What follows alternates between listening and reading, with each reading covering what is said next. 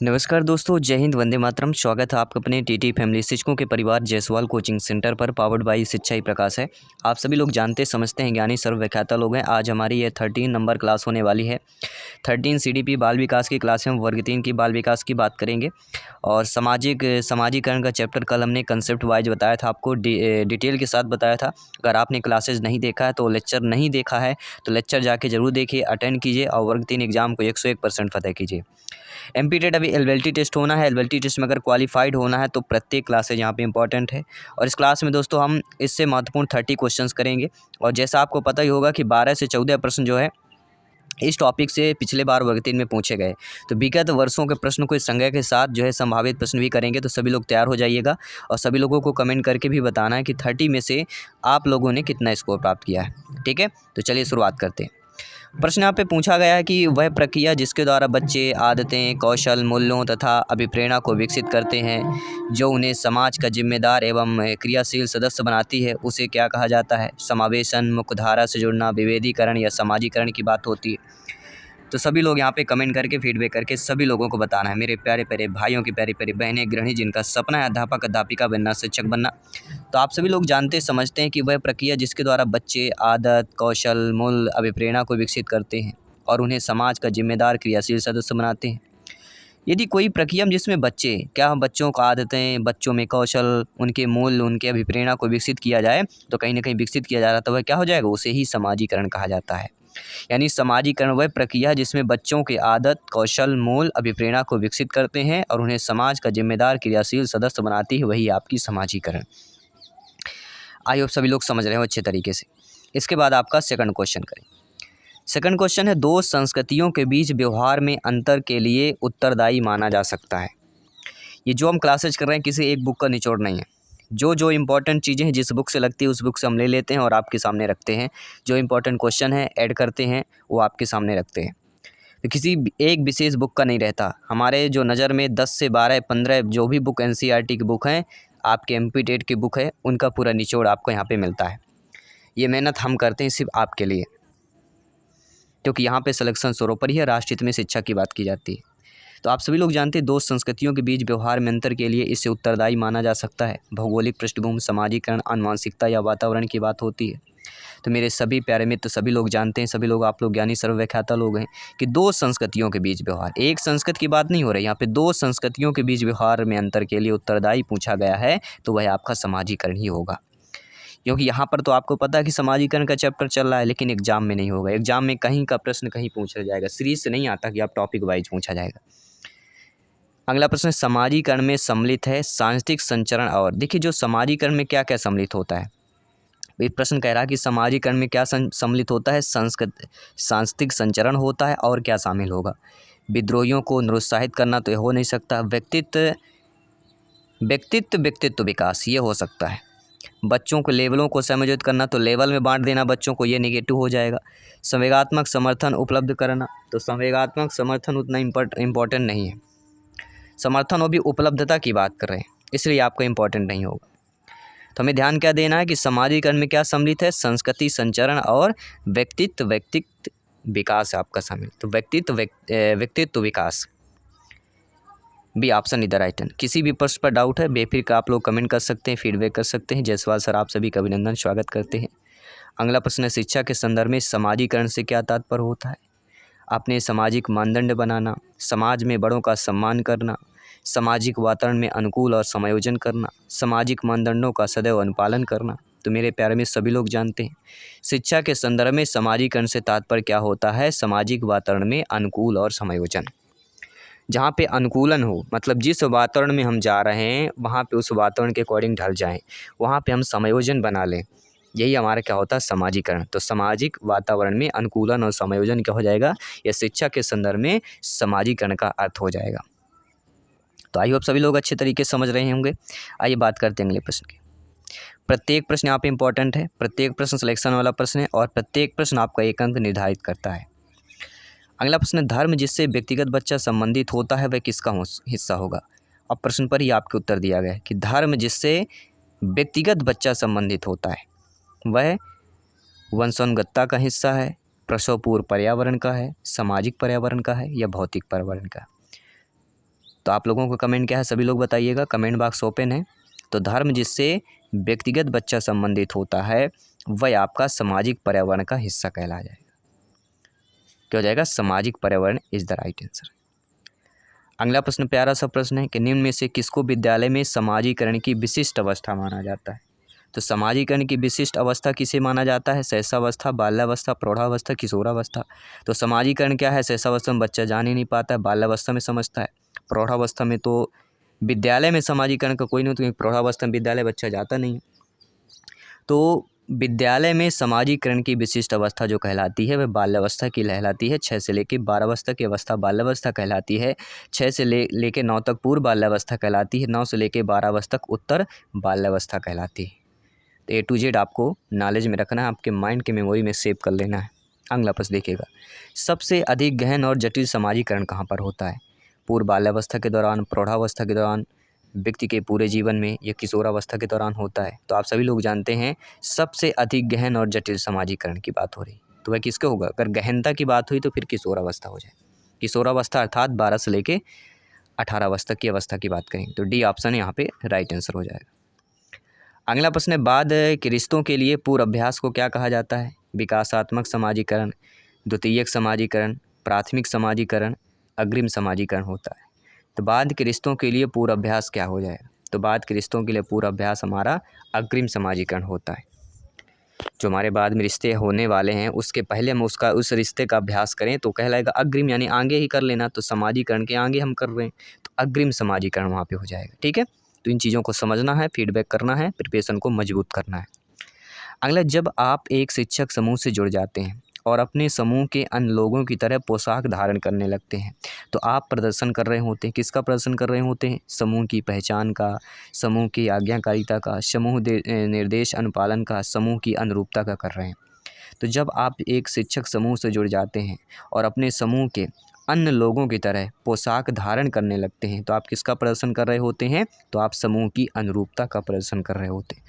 पहचान, आज्ञाकारिता, अनुपालन, ये क्या हो जाएंगे, नेगेटिव हो जाएंगे। तो समूह की अनुरूपता ये एक पॉजिटिव हमारा शब्द हो जाएगा। तो शब्दों को अभी यहाँ पे आपको समझना है। अगला प्रश्न है, बालक का समाजीकरण किससे संबंधित नहीं है। नेगेटिव प्रश्न है। तो आप सभी लोग जानते हैं कि आधारभूत मूल्यों को परिवर्तित करना ये बालक के समाजीकरण से संबंधित है। वह प्रक्रिया जो तुरंत हो जाती है ये गलत है। समाजीकरण की प्रक्रिया तुरंत नहीं होती, स्टेप बाय स्टेप होती है। औपचारिक तथ्यों को प्रदर्शित करते, बिल्कुल सही। बालक का जो समाजीकरण है वह औपचारिक तथ्यों को प्रदर्शित करना से संबंधित हो जाएगा। आदर्श आकांक्षाओं को गंभीरता से लेना ये बालक का समाजीकरण संबंधित होगा, लेकिन वह प्रक्रिया जो तुरंत हो। तो बालक के समाजीकरण की प्रक्रिया तुरंत नहीं होती, ये निगेटिव हो जाएगा। According to question B option हमारा यहाँ पे सही हो जाएगा। किसी भी प्रश्न पर डाउट है बेफिक्र आप लोग कमेंट कर सकते हैं, फीडबैक कर सकते हैं। जयसवाल सर आप सभी का अभिनंदन और स्वागत करते हैं। अगला प्रश्न, समाजीकरण वह प्रक्रिया है जिसे बच्चे व वयस्क सीखते हैं। देखिए, समाजीकरण ऐसी प्रक्रिया होती है जिसमें बच्चे व वयस्क परिवार से, विद्यालय से, शेषजनों से, इन सभी से होते हैं। तो समाजीकरण सबसे पहले तो परिवार से ही सीखता है, लेकिन विद्यालय से भी सीखता है, शेषजनों से भी सीखता है, तो अर्थात इन सभी से है। तो समाजीकरण ऐसी प्रक्रिया है जो इन सभी से सीखी जाती है। बच्चे वयस्क दिया गया है इसलिए ये सभी हो जाएगा। ठीक है, बच्चे भर दिया रहे तो ठीक है, परिवार विद्यालय हो जाता है, लेकिन बच्चे वयस्क दोनों सीख रहे हैं इसलिए इन सभी शेषजन भी हो जाएगा। अगला प्रश्न है कि संस्कृत पर शिक्षा का क्या प्रभाव पड़ता है। तो आप सभी लोग जानते हैं संस्कृत की निरंतरता को बनाए रखना, संस्कृत के हस्तांतरण में सहायता करना, संस्कृत का परिष्करण। देखिए, निरंतरता को बनाना, हस्तांतरण में सहायता करना और परिष्करण ये पॉजिटिव शब्द है। तो संस्कृत पर शिक्षा का प्रभाव उपरोक्त सभी डी ऑप्शन यहाँ पे आप लोगों का सही हो जाएगा। ठीक है, नो डाउट सभी लोग समझ गए होंगे। आइए बात करते हैं अगला प्रश्न। अगला प्रश्न है, समाजीकरण की प्रक्रिया में क्या शामिल नहीं होता है। तो समाजीकरण की प्रक्रिया में सभी लोग जानते हैं मूल्यों और विश्वासों का अर्जन शामिल होता है। एक संस्कृत की रीतियाँ और मानदंडों को सीखना होता है, कौशलों का अर्जन होता है, लेकिन आनुवंशिकता का संचरण नहीं होता है। समाजीकरण की प्रक्रिया में आनुवंशिक संचरण नहीं होता है। ठीक है, सभी लोग समझ गए होंगे। आइए बात करेंगे अगले प्रश्न की। अगला प्रश्न, सामाजिक परिवर्तन का सर्वाधिक कार्यकारी कारक क्या होता है। धर्म, शिक्षा, सरकार, जाति। तो आप सभी लोग जानते हैं सामाजिक परिवर्तन का सर्वाधिक जो कार्यकारी कारक कहलाता है वह हमारी शिक्षा ही होती है, क्योंकि शिक्षा ही हमारे समाज को परिवर्तन ला सकती है। इसलिए शिक्षा यहाँ पे सबसे ज़्यादा आपका इम्पोर्टेंट हो जाता है। इसके बाद आइए बात करेंगे अगले प्रश्न की जब कभी दो या अधिक व्यक्ति एक साथ मिलते हैं और एक दूसरे को प्रभावित करते हैं तो एक सामाजिक समूह का निर्माण करते हैं। ये कथन किस प्रकार होगा? आंशिक रूप से सत्य है, या सत्य होगा, कदाचित सत्य होगा, या सत्य होगा। तो आप सभी लोग जानते हैं जब कभी दो या अधिक व्यक्ति एक साथ मिलें और एक दूसरे को प्रभावित भी करें तो एक सामाजिक समूह का निर्माण भी होता है और यह एक सत्य कथन हो जाता है। बी ऑप्शन यहाँ पे सही हो जाएगा। अगला प्रश्न पूछा जा रहा है, एक प्रक्रिया है जिसके माध्यम से मानव शिशु समाज के सक्रिय सदस्य के रूप में निष्पादन करने के लिए आवश्यक कौशलों का अर्जन करना प्रारंभ करता है। समाजीकरण, विकास, सीखना, परिपक्वता। कौन सी ऐसी प्रक्रिया है? देखिए, समाजीकरण ही एक ऐसी प्रक्रिया है जिसके माध्यम से मानव और शिशु समाज के सक्रिय सदस्य के रूप में निष्पादन करने के लिए आवश्यक कौशलों का अर्जन करना प्रारंभ करता है। तो समाजीकरण यहाँ पे राइट आंसर हो जाएगा। Telegram channel, Facebook, Instagram page को ज़रूर फॉलो करें, सभी अपडेट आपको मिल जाएंगे। बाकी टॉपर नोट्स पाने के लिए आपको व्हाट्सएप करना है। व्हाट्सएप 9630689598, इसमें आपको व्हाट्सएप करेंगे, आपको टॉपर नोट्स का डिटेल पूरा मिल जाएगा, कैसे प्राप्त होगा, किस रूप में होगा। तो टॉपर नोट्स सभी CDP बाल विकास की आप सभी को मिल जाएगी। अगला प्रश्न है, समाजीकरण एक प्रक्रिया है। तो आप सभी लोग जानते हैं समाजीकरण की प्रक्रिया मूल्यों, विश्वासों, अपेक्षाओं को अर्जित करने की प्रक्रिया कहलाती है। समाजीकरण क्या है, ये हम पहले भी कल बताए थे, डिटेल के साथ पढ़ा भी था। समाजीकरण क्या है? मूल्यों, विश्वासों और अपेक्षाओं को अर्जित करने की प्रक्रिया हो जाती है। इसके बाद आपका अगला प्रश्न है, निम्नलिखित में से कौन सा बच्चों के समाजीकरण को प्रगतिशील मॉडल के संदर्भ में सही नहीं दिया गया? और बच्चों के समाजीकरण के प्रगतिशील मॉडल की बात पूछ रहा है। तो समूह कार्य में सक्रिय सहभागिता तथा सामाजिक कौशलों को सीखना, बच्चे विद्यालय में बताई गई बातों को स्वीकार करते हैं चाहे उनकी सामाजिक पृष्ठभूमि कुछ भी हो। तो ये प्रगतिशील मॉडल के संबंध में ऐसा नहीं होगा। बच्चों के समाजीकरण के प्रगतिशील मॉडल के संदर्भ में सही नहीं है। कक्षा में प्रजातंत्र के लिए स्थान होना चाहिए। समाजीकरण सामाजिक नियमों का अधिकरण है। तो बी ऑप्शन सही हो जाएगा। नो डाउट सभी लोग समझ गए होंगे। आइए बात करते हैं अगले प्रश्न की। छोटे शिक्षार्थियों, बालक बालिका को कक्षा कक्ष में समवयस्कों के साथ अंतःक्रिया करने के लिए प्रोत्साहित करना चाहिए। आप सभी लोग जानते हैं जो छोटे शिक्षार्थी होते हैं, बालक बालिकाएं होती हैं, उनको कक्षा कक्ष में समवयस्कों के साथ अंतःक्रिया करने के लिए प्रोत्साहन करना चाहिए। क्यों करना चाहिए? क्योंकि इससे वे एक दूसरे के प्रश्नों को उत्तर सीखते हैं, पाठ्यक्रम को बहुत जल्दी पूरा किया जा सकता है, वे पढ़ने के दौरान सामाजिक कौशल सीखते हैं।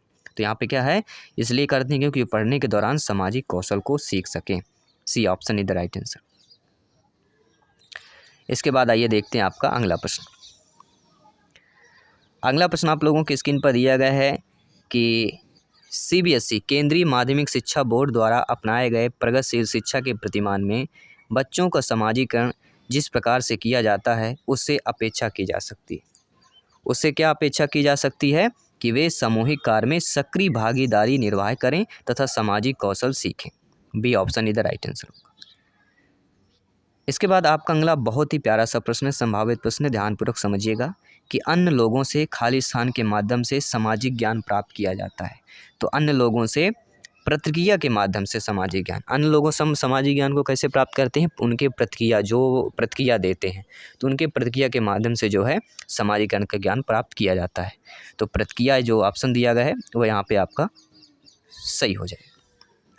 अगला प्रश्न, वह प्रक्रिया जिसके द्वारा माता पिता यह अनुमान लगाते हैं कि उनके बच्चे में सभी सकारात्मक गुण हैं क्योंकि वह एक गुण सकारात्मक कहलाता है। तो आप सभी लोग जानते हैं वह प्रक्रिया जिसके द्वारा माता पिता यह अनुमान लगाएं कि उनके बच्चे में सभी सकारात्मक गुण हैं क्योंकि एक गुण सकारात्मक है, तो वह क्या कहलाएगा? वह हमारा हाउथिन का प्रभाव कहला जाए। किसका प्रभाव? हाउथिन का प्रभाव कहला जाए। ज़्यादा डिटेल से जाना है तो पढ़ लीजिएगा। अगला प्रश्न है, परिवार एवं पास पड़ोस बच्चों के समाजीकरण की क्या होती है? देखिए, जहाँ पे बच्चे रह रहे हैं, वातावरण में बच्चे रह रहे हैं, वहाँ परिवार, आस पड़ोस जो बच्चों का समाजीकरण हो जाएगा। वह देखिए, जहाँ पे अगर परिवार दिया रहे तो परिवार क्या है? बच्चों का कौन सा समाजीकरण कहलाता है? प्राथमिक एजेंसियाँ होती है। अगर पूछा जाए कि बच्चों की प्राथमिक एजेंसियाँ कौन कौन हैं तो आपका जवाब होना चाहिए परिवार, पास पड़ोस। तो परिवार सबसे प्राथमिक एजेंसियाँ और आस पड़ोस, मोहल्ला, ये भी आपके प्राथमिक एजेंसियाँ होती है, लेकिन विद्यालय द्वितीय में आ जाता है। ठीक है, इन चीज़ों को समझना है, फीडबैक करना है। आइए बात करते हैं अगले प्रश्न की। अगला प्रश्न, निम्नलिखित में से कौन सा द्वितीयक समाजीकरण एजेंसी का उदाहरण था? द्वितीयक हमने बता दिया था विद्यालय और मीडिया। द्वितीयक कौन से होंगे? विद्यालय और मीडिया, ये द्वितीयक समाजीकरण हो जाएंगे। और ये वर्ग 3 में आया हुआ प्रश्न, इसको ध्यानपूर्वक समझिएगा। इस प्रकार से प्रश्न पूछे जाते हैं। तो प्राथमिक, परिवार और पास पड़ोस हमारा प्राथमिक हो जाएगा और विद्यालय मीडिया द्वितीयक हो जाएगा। तो दोनों चीज़ों को समझना है। अगला प्रश्न, निम्नलिखित में से कौन जो है प्राथमिक समाजीकरण का माध्यम है? विद्यालय, सरकार, मीडिया, परिवार। तो प्राथमिक समाजीकरण कौन होगा? परिवार या आस पड़ोस। 2 पॉइंट आपको माइंड के मेमोरी में सेव कर लेना। अगला प्रश्न, निम्नलिखित में से कौन बच्चे के समाजीकरण में एक महत्वपूर्ण भूमिका अदा करते हैं? मीडिया, विद्यालय, परिवार या पास पड़ोस। देखिए, बच्चे के समाजीकरण में महत्वपूर्ण भूमिका, तो बच्चे के समाजीकरण में महत्वपूर्ण भूमिका की अगर बात करते हैं तो सबसे पहले आता है परिवार, ठीक है। परिवार के बाद पास पड़ोस, फिर विद्यालय, फिर मीडिया। लेकिन बच्चे के समाज में एक महत्वपूर्ण भूमिका की अगर बात करते हैं तो आस पड़ोस, परिवार पहले नंबर में आएगा, आस पड़ोस दूसरे नंबर में, तीसरे में विद्यालय और चौथे मीडिया, यानी सी ऑप्शन इधर राइट आंसर हो जाएगा। ठीक है, सभी लोग समझ रहे हैं। आइए बात करेंगे अगले प्रश्न की। अगला प्रश्न है, स्कूल बच्चों के समाजीकरण की एक ऐसी संस्था है। कैसी संस्था है? सभी लोग बताइए। आप सभी लोग बच्चों को पढ़ा रहे होंगे, कहीं ना कहीं शिक्षा से जुड़े हुए हैं। तो स्कूल बच्चों के समाजीकरण की एक ऐसी संस्था है जहाँ पे प्रमुख स्थान स्कूली बच्चों का होता है, प्रमुख स्थान स्कूल की दिनचर्या का होता है, प्रमुख स्थान स्कूल की गतिविधियों का होता है, या प्रमुख स्थान स्कूल के शिक्षकों को होता है। तो सभी यहाँ पे कमेंट कीजिएगा। मेरे प्यारे प्यारे भाइयों की प्यारी प्यारी बहनें, गृहिणी जिनका सपना है अध्यापक अध्यापिका बनना, जायसवाल सर आप सभी का अभिनंदन और स्वागत करते हैं। सभी मित्रों को जय हिंद, वंदे मातरम। साथियों, राष्ट्रहित में शिक्षा की बात कर रहे हैं तो सभी लोगों को फीडबैक करना है। स्कूल जो होता है बच्चों के समाजीकरण की एक ऐसी संस्था होती है जहाँ पे प्रमुख स्थान स्कूली बच्चों का होता है। भाई, विद्यालय किस लिए, स्कूल किस लिए? बच्चों को पढ़ने के लिए होता है, तो प्रथम स्थान किसके लिए होगा? बच्चों के लिए हो जाएगा। ठीक है, अगला प्रश्न देखते हैं। अगला है, निम्न में से कौन जो है विद्यालय का मुख्य कारण है? तो आप सभी लोग जानते हैं कि विद्यालय हमारी संस्कृत विरासत को संरक्षित व प्रेषित करते हैं। विद्यालय सांस्कृतिक परिवर्तन के लिए यंत्र का कार्य करते हैं। विद्यालय संपूर्ण बालक को उसके उच्चतम स्तर तक विकसित करते हैं। ये भी बात सही दी गई। अब आइए बात करते हैं डी ऑप्शन की। विद्यालय जातिवाद के कारण विद्यार्थियों में बुरी भावना विकास कर रहा है। तो जातिवाद अगर आ रहा है विद्यालय में तो नेगेटिव हो जाएगा। तो ये आपका मुख्य कार्य विद्यालय का नहीं होगा जातिवाद से संबंधित, क्योंकि विद्यालय सभी के लिए समान है, शिक्षा का समान अधिकार है। ठीक है, और आपके लिए सभी बच्चे समान हैं। अगला प्रश्न है, निम्नलिखित में से कौन सी संस्था सामाजिक परंपराओं के हस्तांतरण में सबसे अधिक योगदान करती है? देखिए, इस प्रश्न को समझिएगा। ऐसी संस्था जो सामाजिक परंपराओं के हस्तांतरण में सबसे अधिक योगदान दे वह कहलाएगा परिवार ही कहलाएगा। ठीक है, और अंतिम प्रश्न इस क्लास का है कि बच्चे के समाजीकरण में परिवार भूमिका निभाता है। तो बच्चे के समाजीकरण में परिवार कम महत्वपूर्ण, रोमांचकारी, मुख्य या गौण? तो आप सभी लोग जानते हैं, पिछले क्वेश्चन में हम बता ही चुके हैं कि बच्चे के समाजीकरण में परिवार की भूमिका कैसी होती है? मुख्य भूमिका होती है। तो 30 क्वेश्चन हमने कर लिए। 30 में से आप लोगों को क्या फीडबैक, ये भी कमेंट करना है। और आइए एक मॉक क्वेश्चन कर लेते हैं जिसका आंसर आपको कमेंट बॉक्स में बताना है कि निम्नलिखित में से कौन से समाजीकरण के गौण वाहक हो सकते हैं? विद्यालय और पास पड़ोस, विद्यालय और निकटतम परिवार के सदस्य, परिवार और रिश्तेदार, परिवार और पास पड़ोस। तो कौन होगा? सभी लोगों को कमेंट करके बताना है। साथ ही साथ टॉप 30 इस क्लास में आपने कितना स्कोर किया ये भी आपको कमेंट करके बताना। बाकी डेली क्लासेस आप 7 PM to 7:30 PM में लेक्चर आपको मिल जाएगा। सभी लोग प्रिपरेशन में लग जाइए मजबूती के साथ, क्योंकि इस बार 101% एग्जाम को फतेह करना है। धन्यवाद सभी का। जय हिंद, वंदे मातरम।